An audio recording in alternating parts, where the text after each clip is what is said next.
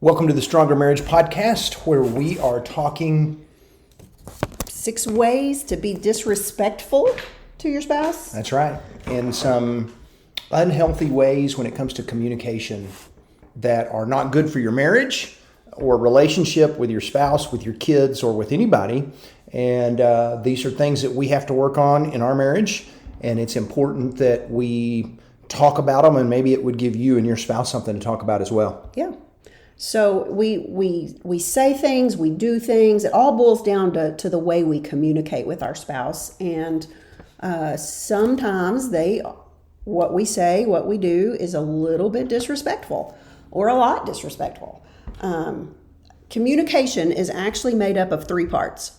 So 7% of your communication is words, only 7%. That's kind of crazy. 38% of your communication is your tone, the tone that you use, and 55% of communication is body language. So using all 3 of those forms of communication, you can be disrespectful. So right. Let's talk about some of these. Let's do it. I'm reminded of Proverbs 15:1. Where the writer of Proverbs says, a gentle answer turns away wrath, but a harsh word stirs up anger. And I think sometimes there's a big meme going around right now on social media that we have seen. A lot of marriage people are doing it just for fun. And it says something along the lines of, I realize that my spouse is 100% right on just about everything. I just don't like their tone. And the point is they're talking about is, your spouse may be right, but if they're using the wrong tone, or if you may be right on whatever it is, but if you're using the wrong tone, or if you're being disrespectful in the way that you communicate what you're saying, your body language, then they're not going to like what you have to say, even if you have a good point. Right. Absolutely. Even if what you're trying to do is helpful. And so we're going to look at about 6 different ways that kind of comes off as disrespectful, and the first one is kind of tough because sometimes we don't realize we do it. Yeah, I think it can just kind of be, sadly, an automatic response when we hear something that we don't like or that we disagree with, and that is rolling your eyes. Yeah, and this would be part of body language. This would be the communication of body language, and it does not matter what your spouse has said. If you roll your eyes at them, that just pretty much says that was really dumb what you just said. Yeah, I don't agree. That was dumb. That whatever. It can communicate a lot of things, but it communicates disrespect most of all. Yeah, and rolling your eyes is.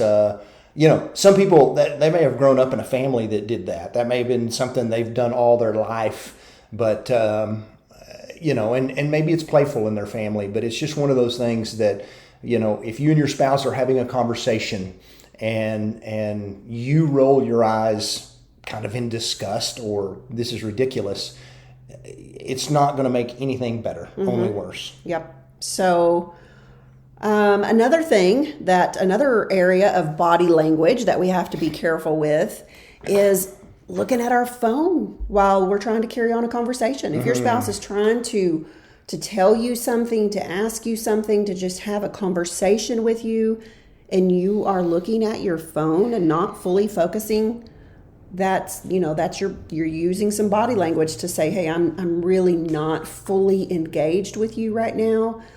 You may think you are, but you're not. If you're looking at something else and not at your spouse face to face, there is a level of distraction, and you're not giving them 100% focus. So that's another area of body language that we want to be careful. Computer, anything. TV. There you go. Video game. Yes. If you're now, there's a difference. You got to understand. If you're right in the middle of a football game, or right in the middle of a video game, or right in the middle of a HGTV program, and you walk in on your spouse and start talking without going, do you have a second? If you can pause the TV, if you can pause the video game, that's one thing. Right. But also don't get frustrated with your spouse if they're right in the middle of something and you walk in and start talking. Yes, absolutely. That's unfair. realize they're in the middle of something and just say, hey, when it's a good time, can you pause that? Or when this is over, I need to tell you something, or whatever. But yeah, that's a great point. Eye contact is really, really important, and if you can just look your spouse in the eye while they are talking, not only will you hear them better, but it will tell them, hey, what you're saying is important to me. Yeah. Another way that is disrespectful to your spouse is giving them the silent treatment. And this is a form of communication.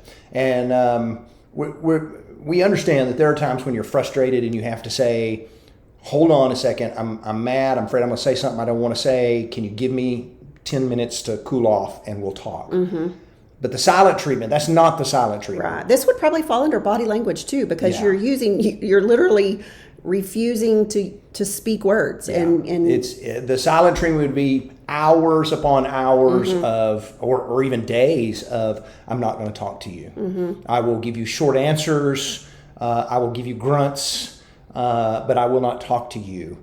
And that is actually, you always say it in our workshops, and it's true, is really a form of kind of emotional abuse. You're punishing your spouse, and that's really very unhealthy, the silent treatment. Yeah, it is. It's a form of punishment to say, hey, you did something to upset me, and I'm just going to shut you out. Yeah.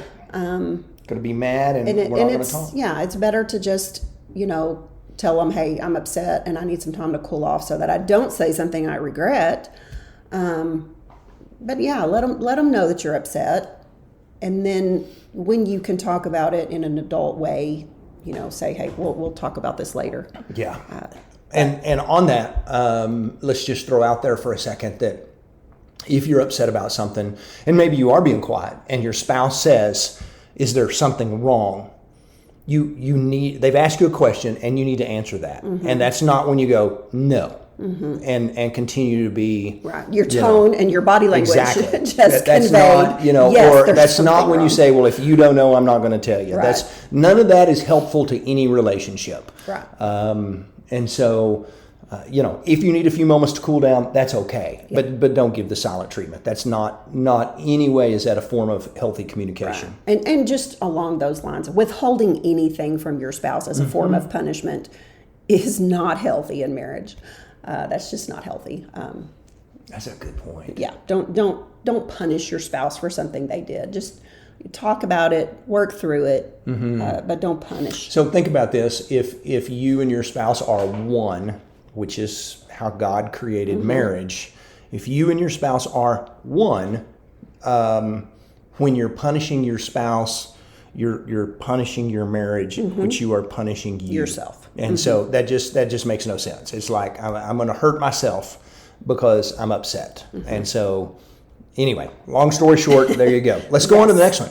Okay. Oh, this one's one we struggle with. It is, and I'll confess. So showing disgust on your face, you're just whatever, a facial expression, there again, this is body language. So you can see why 55% of your communication is body language. We've covered a lot of these have dealt with body language, but we just a couple of weeks ago on one of our trips, I'll confess, we were traveling, and I was telling you something I needed, and you were not. I don't know what, you weren't focusing, you weren't listening, you weren't doing what I thought you should be doing. And, we're stressed and we're trying to get to a gate and we're, trying to figure out where we need to be. And you're focused on that, and which is great and fine if somebody needs to be.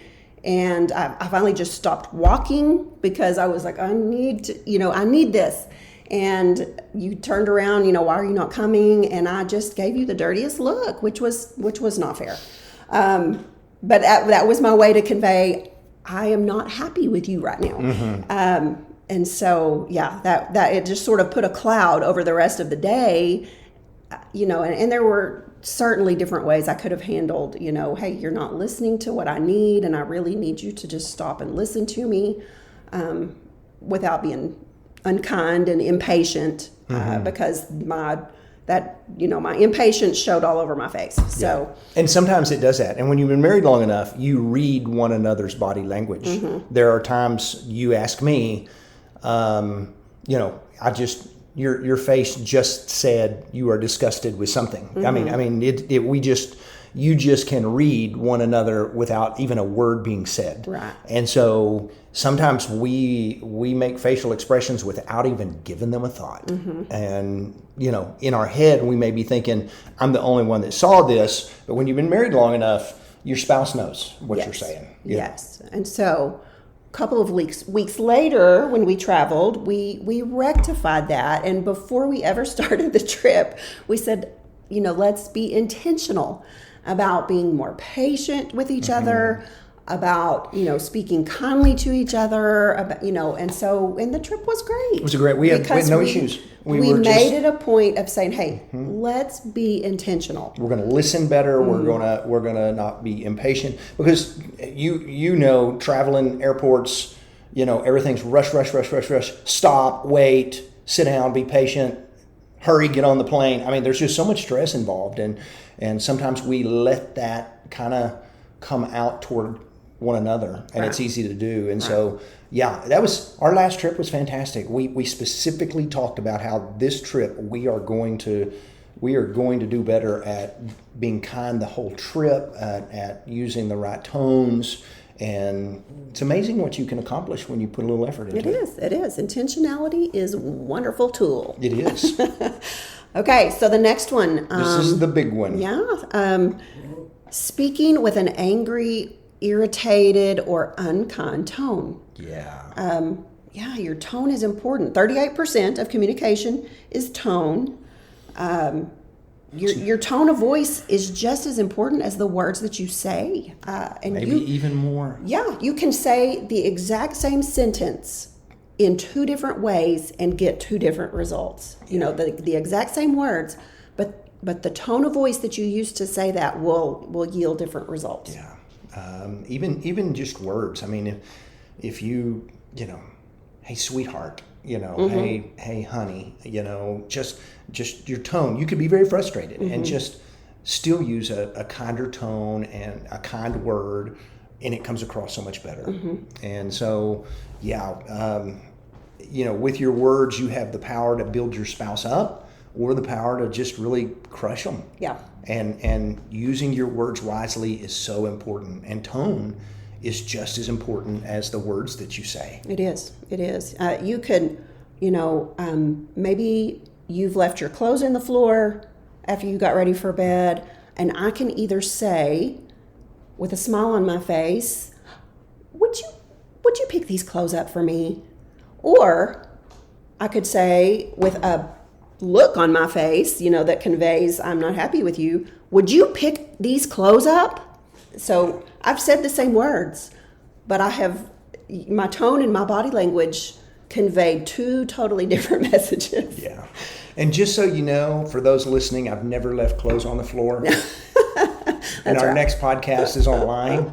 I'm just kidding. That's right. Yeah. But yes, tone, angry words, being irritated, that unkind tone, you've got to watch your words.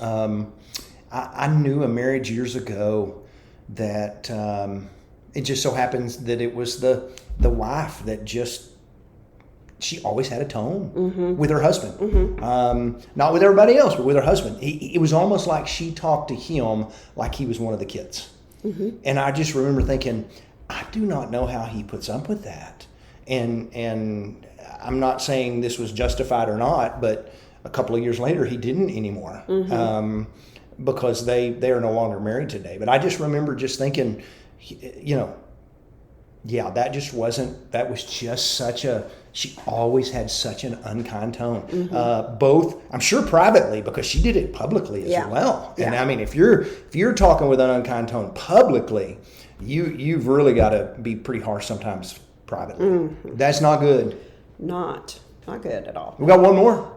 Where are we? Using your words to hurt your spouse. These are little digs. We're talking little digs, just little comments to kind of dig at them, to just kind of go, I don't like you right now, or I'm happy right now, or whatever it is.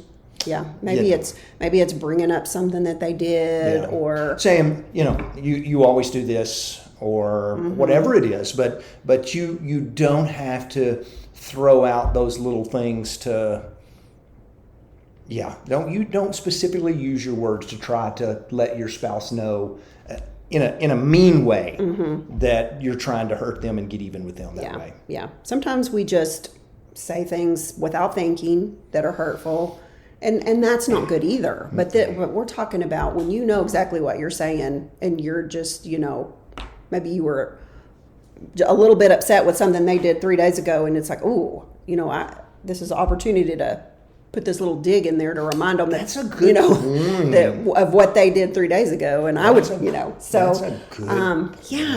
don't use your words to intentionally hurt your spouse. So do you want to add anything else to that? I don't know. I want you to kind of wind this thing up. This has been kind of short and sweet, but that's okay.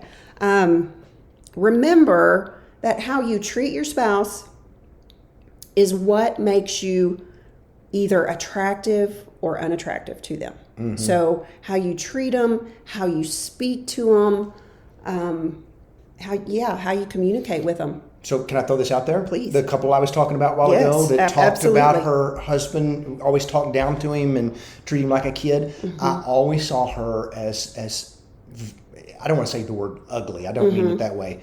Very unattractive. Mm-hmm. And I really don't remember a whole lot what she looks like. I just remember thinking, this is one of the most unattractive people I know. And it really didn't have anything to do with the outward features of her. Absolutely. It was her inner.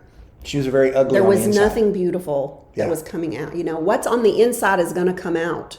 And so, our inner beauty is extremely important. And, I thought of this. Have you ever noticed a really, physically attractive person that has maybe a spouse that's not very attractive? I don't want to sound superficial, but sometimes we will see a couple like that, and we'll go, boy, she must be rich, or he must be rich. Yeah, it is. It's terrible that we think that way, but it's like, how in the world did they land him or did they land her? Because they're really attractive, and what I think of is that person that we see as maybe not very physically attractive is probably just absolutely gorgeous on the inside.